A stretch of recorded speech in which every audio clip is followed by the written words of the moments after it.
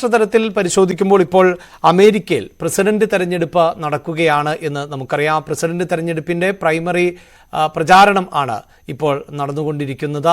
അതിനിടയിലാണ് American president Joe ബൈഡന് Covid സ്ഥിരീകരിച്ചത് എന്നുള്ളതാണ്.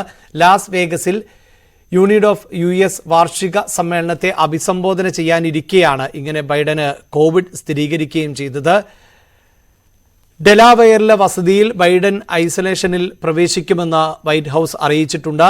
ഐസൊലേഷനിൽ കഴിഞ്ഞുകൊണ്ട് അമേരിക്കൻ ജനതയ്ക്കു വേണ്ടി ഔദ്യോഗിക ചുമതലകളിൽ വ്യാപൃതനാകും എന്നാണ് ബൈഡൻ പറയുന്നത്. പ്രായാധിക്യത്തിന്റെ പ്രശ്നങ്ങൾ ഉള്ള ബൈഡൻ പ്രസിഡന്റ് തെരഞ്ഞെടുപ്പിൽ വീണ്ടും മത്സരിക്കുന്നതിൽ ഡെമോക്രാറ്റുകൾക്കിടയിൽ തന്നെ ഭിന്ന അഭിപ്രായം ഉണ്ട്. അതിനിടയിലാണ് ഈ കോവിഡ് ഇപ്പോൾ സ്ഥിരീകരിച്ചത്. എന്തായാലും കോവിഡിന്റെ പശ്ചാത്തലത്തിൽ തെരഞ്ഞെടുപ്പ് പ്രചാരണ പരിപാടികളൊക്കെ റദ്ദാക്കിയിട്ടുണ്ട്.